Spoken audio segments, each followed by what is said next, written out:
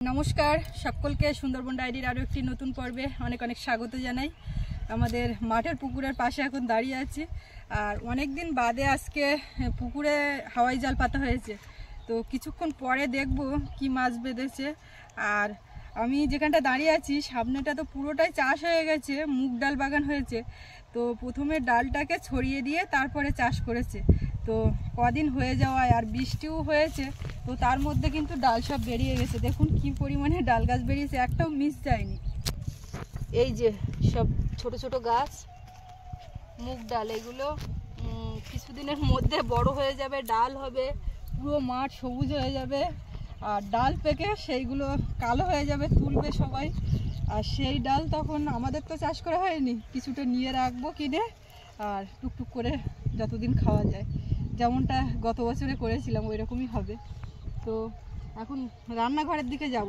গতকাল আমাদের বাড়িতে সব আত্মীয় স্বজন এসেছিলো, আপনারা দেখেছিলেন। তো নতুন উনুনে রান্না করছিলাম, একটু সমস্যা হচ্ছিল, ধোঁয়া হচ্ছিল। তারপরে এক উনুনে তাড়াতাড়ি হয় না, গ্যাস জ্বালাতে হচ্ছিল, গ্যাসটাও হাওয়াতে ঠিকঠাক জ্বলছিল না। তো মা বলছে তোমার এই উনুন আমি দুটো করে দিচ্ছি। এবারে সামনে আবার আমাদের গেস্ট আসেন, ওনারা আসবেন, খাওয়া দাওয়া করবেন, থাকবেন কদিন। তো সেই কারণে মা বলছে আজকে না করলে আর সময় পাওয়া যাবে না। এবার একটা উনুন তুললে পরে কাঁচা থাকে, সে আবার শুকোবে, তারপর ঠিকমতো জ্বলবে।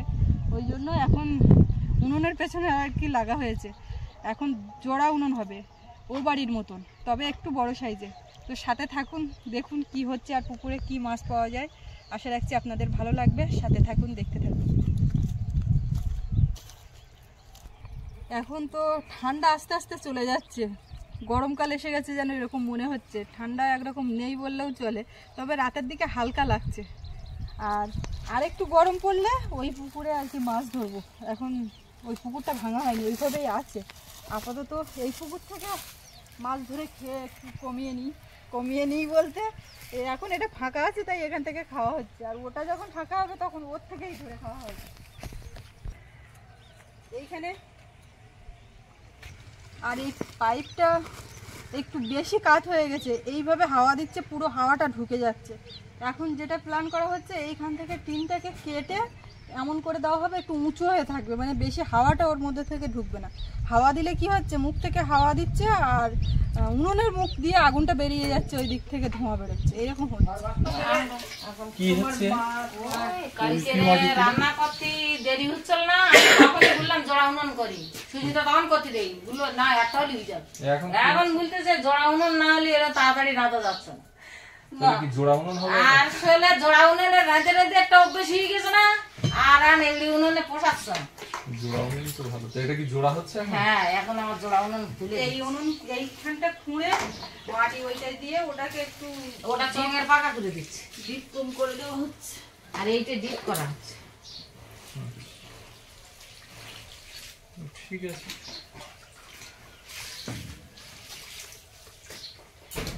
রান্না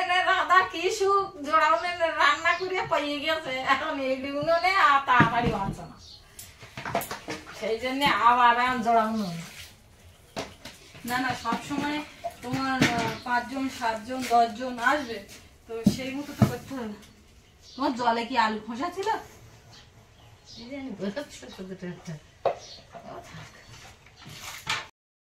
এদিকে উল্কি মাটি মানে ইঁদুরে তোলা মাটি, সেই মাটি এনে তাতে জল দিয়ে আর খড় কুচে দিয়ে এই একসঙ্গে মিক্সড হচ্ছে, সেটাকে এখানে দিয়ে আরেকটা উনুন হবে, আরেকটা উনুন পাশে হবে, না হলে আর করবো মাটি না, এটাই হবে। এর উপর তো এখনো মাটিতে পাতাবে। আগুনটা কাজের লাইন আগে বোঝো, তারপরে গিয়ে কাজ কর, তাই না? লাইন তো আমি বুঝবো, তো তুমি কি করো?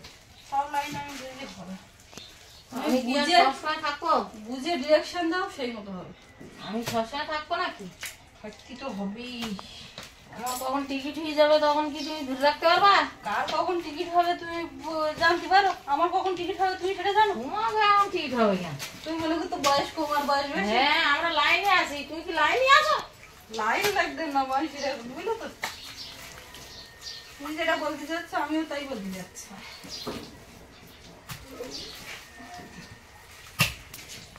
আমাদের ওই বাড়ি উনুন তোলা হয়েছিল, রান্না বান্না হয়, আপনারা অনেকেই বলেছিলেন যে এই উনুনটা কিভাবে হয় দেখানোর জন্য। তো উনুন তো অলরেডি তোলা হয়ে গেছিল, আর সেই অপশন ছিল না দেখানোর মতো। তো আগে একটা চোঙের উনুন মানে পাইপের উনুন একটা হলো, সেটা দেখানো হলো। এখন জোড়া হচ্ছে, সেটা হচ্ছে, সেটাও দেখাও। না এটা নেব। হ্যাঁ মা পুরো পাকার উপর উঠে গেছে। আর আমি শুনবো না। আস্তে আস্তে কিন্তু জোড়া উনুনের ভেন চলে আসছে। ওটার মুখটা একটু ছোট হচ্ছে, এইটার মুখে বড় হবে, এইটার মুখ একটু বড় হচ্ছে। আবার ওইদিকে ডিপ রাখা হবে না, মানে একদিকে ডিপ থাকবে, এই দিক দিয়ে জাল দিলে একটা কড়াই বা হাঁড়ি বসিয়ে দিলে যে চাপে ওইদিকে আগুনটা যাবে, সেটাই ওই উনুনের কাজ হয়ে যাবে। মানে একটা উনুনে কাঠ দিলে আরেকটা রান্না হয়ে যাবে। বলছিলাম বোঝাতে পারো? কি জানি, আমি মনে হয় ফেল করলাম, তুমি বলবো। না তুমি ঠিক করে বুঝো। সবার তো দরকার না, শুনেও বা কি করবে, কি করবো, আমরাই শুধু করবো। আর বাইরের লোকে ওরা তো আর এই উনুনে রাখবে না, মনে তাদের রাধার প্রশ্নই নেই। হ্যাঁ ওরাই দেখতেই পাচ্ছি না।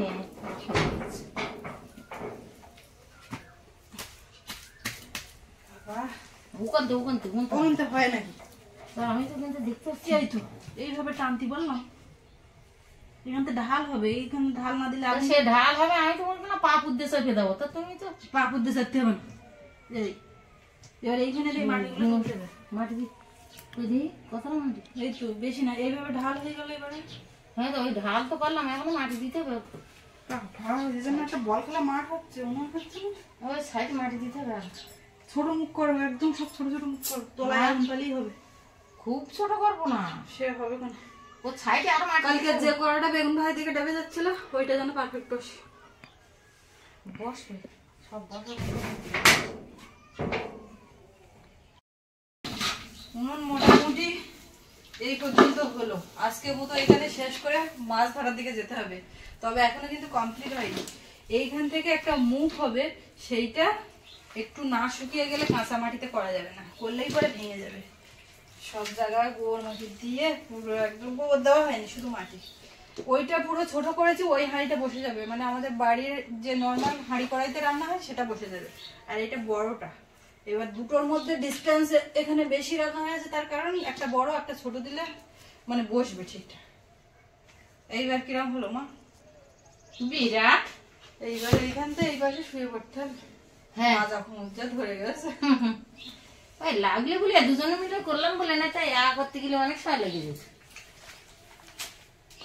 করতে গেলে মোটে কুড়িয়ে ওঠে না। আচ্ছা পথে দিক দেওয়ার বেশি তো নিয়ে যেতে হবে, এখানে ডাউন আছে।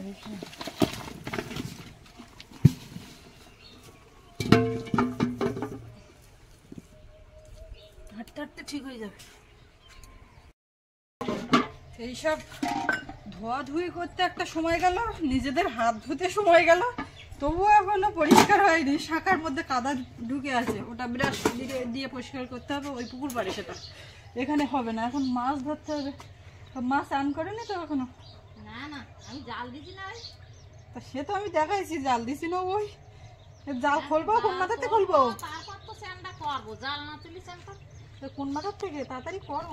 বেলা গেল আজকে একদম, এখনো পিছনে কতটা সময় গেল। সেই আপনারা দেখছেন হয়তো কয়েক মিনিটের মধ্যে, কিন্তু অনেকটা সময় খেয়ে নিল এক উনুনে, এক উনুন না, দুই উনুনে। ও হবে না, ব্রাশ করতে হবে। শাঁখা ওইভাবে ওঠে নাকি? ব্রাশ না দিলে কাদা কোথাও, ওটা পরে দেখবো। চলো কোথার থেকে খুলবো? এইটা খুলবো না ওই মাথায়? খুলে তুলে যাবো না, এইখানে খুলে ছেড়ে দেবো। আর ওই মাথা না না চলে যাও। হ্যাঁ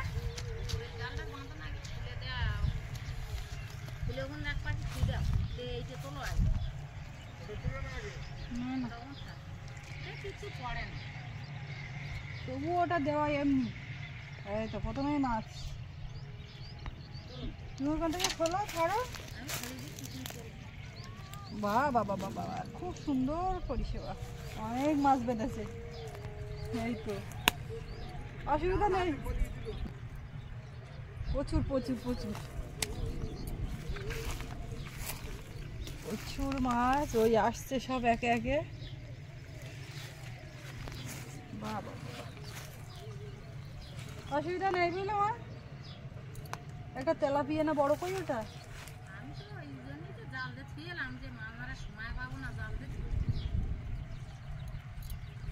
আসছে, এখনো আসছে। বেশ দেখে ভালো লাগলো, অনেকদিন এরকম মাছ পাওয়া যাচ্ছিল না এই পুকুরে, ভাবছিলাম আর বোধহয় নেই, কিন্তু না এখনো প্রচুর আছে।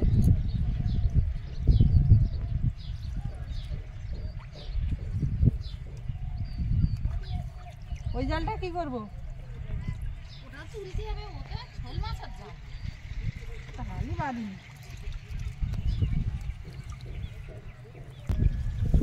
এখন পালা বেঁধেছে, মাছ আর মাছ শুধু।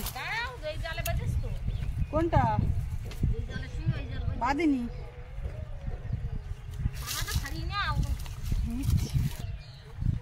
ও বা মাছ উঠবে। কি খবর?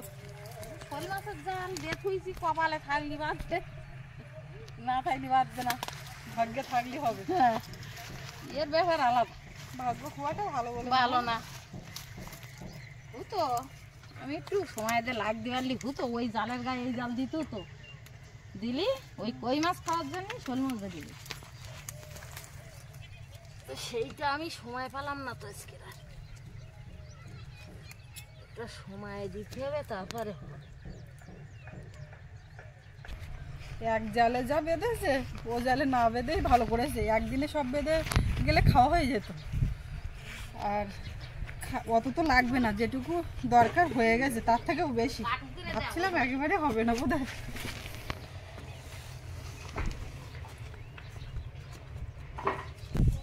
গতকাল রাত্রিবেলাতে আবার বৃষ্টি হয়েছিল 11:30 12টা নাগাদ, খুব জোরে, ভাবছিলাম শিল পড়ছে বোধ হয়, চালে এত জোরে আওয়াজ হচ্ছে। শিল পড়েছিল না বাইরে বেরোয়নি, তা বৃষ্টির ফোঁটা অত জোর কেন? ও বাঁধবো না, বাঁধবো কি করে?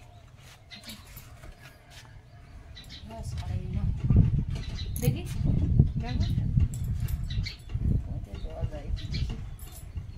ও বাঁধবো কি, ওই হাতের মধ্যেই প্রচুর মাছ।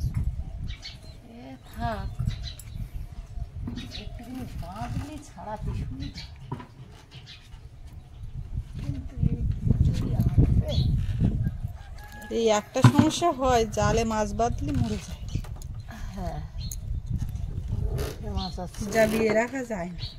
এই যে আজকে এতটা মাছ বাঁধলো, সব যদি জ্যান্ত থাকতো জাবিয়ে রাখতাম, তাহলে আমাদের কোনো দর্শক অতিথিরা আসলে তো তখন দেওয়া যেত। এবার দেখা যাচ্ছে যখন আসছে তখন জাল দিচ্ছি তাদের সামনে, হচ্ছে যদি হয় তাহলে হচ্ছে, না হলে হচ্ছে না, এরকমটা মানে নির্দিষ্ট করে তো জলের মাছ বলার নেই, তো এই জন্য এই মরে যায় বলে সমস্যাটা।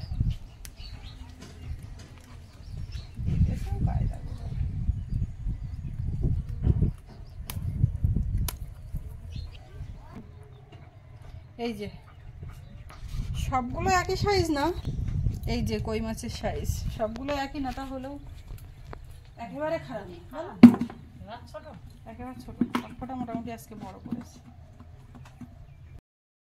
কই মাছটা মোটামুটি খারাপ না, কিন্তু মারা গেছে পাড়বিদি সবকটা একই অবস্থা।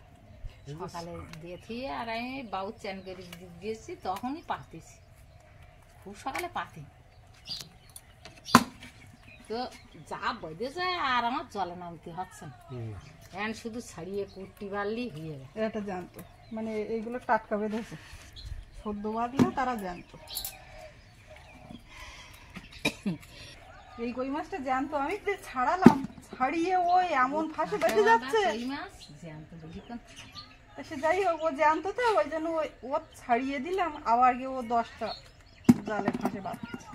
মাছ মুখের দিকটা ছাড়াই খায় তাড়াতাড়ি হয়, কোন থেকে মাছ ছাড়াচ্ছি তাই না? এই না, এই তোমার একটা ছাড়া ছাড়া তোমার দুটো ছাড়ে নিয়ে যান। আচ্ছা তাই না, জ্যান্ত কই মাছ জানতো তাতে কি পরে আমি ছাড়ালাম, ছাড়ানোর পরে ও বেঁধে গেল। হরিণের পারেই তো বাঁধবে, জালের কাছে থাকলি যে জেম্মায় আসে আবার বাঁধবে।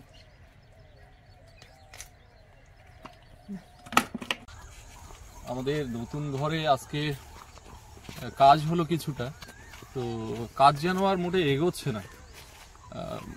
ছাউনির যে ব্যাপারটা ছিল সেটার কোনা মটকা মারার কাজটা আজকে শেষ হওয়ার কথা ছিল।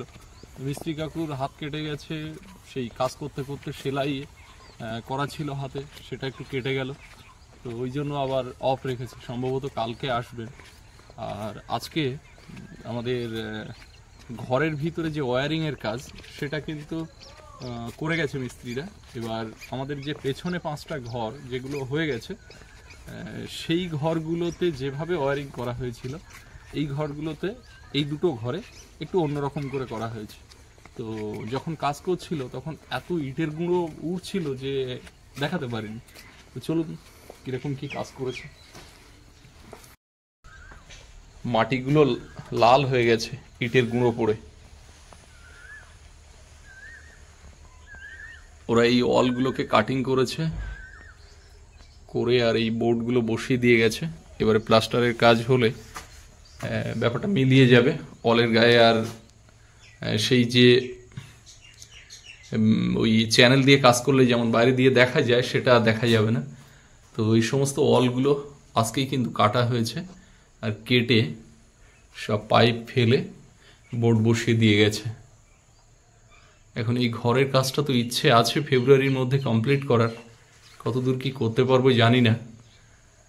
আমি যতটা দ্রুততার সঙ্গে করার চেষ্টা করছি, কোনো না কোনো বাধা বিপত্তি এসে কাজগুলোকে পিছিয়ে দিচ্ছে।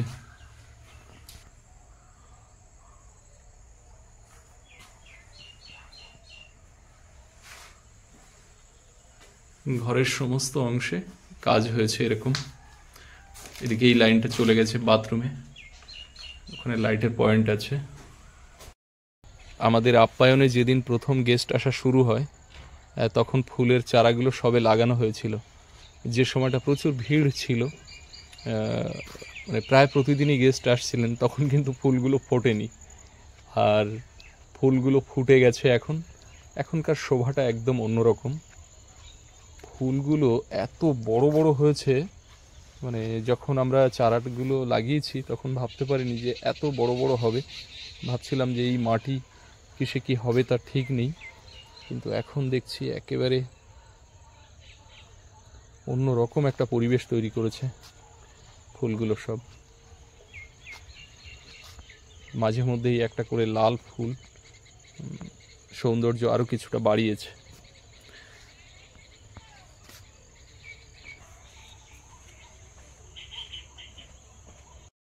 তো এই মুহূর্তে আপ্যায়নে যারা আসতে চান, সুন্দরবনে যারা আসতে চান, তারা আমাদের ভিডিওতে দেওয়া ফোন নাম্বারে যোগাযোগ করবেন। অনেকে দেখছি কমেন্ট বক্সে লিখছেন যে কি করে যাব, কোথায় ঠিকানা, আপনাদের ফোন নাম্বার দিন। তো যারা ফোন নাম্বার চাইছেন তাদেরকে বলছি, আমাদের প্রত্যেকটা ভিডিওতে ফোন নাম্বার দেওয়া হচ্ছে এবং আমাদের ভিডিও ডেসক্রিপশানেও ফোন নাম্বার দেওয়া আছে। আর আমাদের যারা হোয়াটসঅ্যাপে যোগাযোগ করতে চান, যে ফোন নাম্বার দেওয়া আছে সেটাই আমাদের হোয়াটসঅ্যাপ নাম্বার। আরও একবার আপনাদের জানানোর জন্য বলে দিলাম। তো আপনারা ফোন করবেন আমাদের ভিডিওতে দেওয়া নাম্বার 8346055166। আর সন্ধ্যা 7টা থেকে রাত্রি 10টা ভারতীয় সময়, এই সময়ে আপনারা ফোন করবেন। তাতে করে আমাদের একটু ফোনটা রিসিভ করতে সুবিধা হয়। আর যারা দেশের বাইরে থেকে ফোন করবেন অবশ্যই +1 আমাদের ইন্ডিয়ার কোড নাম্বার বসিয়ে নেবেন। বিকালের দিকে একটু রাস্তার উপরে উঠি। ও বাবা, রাস্তার উপর উঠে কি দেখছি! দুপুরবেলায় এই জাহাজ নোঙর করা শব্দ শুনতে পাচ্ছিলাম, তো দেখিনি। একেবারে আমাদের আপ্যায়নের সামনে, আর ওই মাথায় ওই তারও পাশে ওই দেখা যাচ্ছে কিনা জানি না। তো এই পুরো মানে সামনের নদীটা শুধু বোট, লঞ্চ, জাহাজ কি বলে জানি না, সব ভর্তি। আর তার মাঝে মাঝে ওই একদম পাখির জঙ্গলে গা ধরে লাক্সারি বোট 3টে তো এই দেখতে পাচ্ছি, ওপারেও আছে। আর ওই সাইডে এই গাছ উঁচু হয়ে আছে, দেখা যাচ্ছে না, এরকম লঞ্চ ওইখানেও আছে। বেশ দেখতে একদম অন্যরকম লাগছে। বিকেলবেলা রাস্তার উপরে উঠে একদম শান্তি।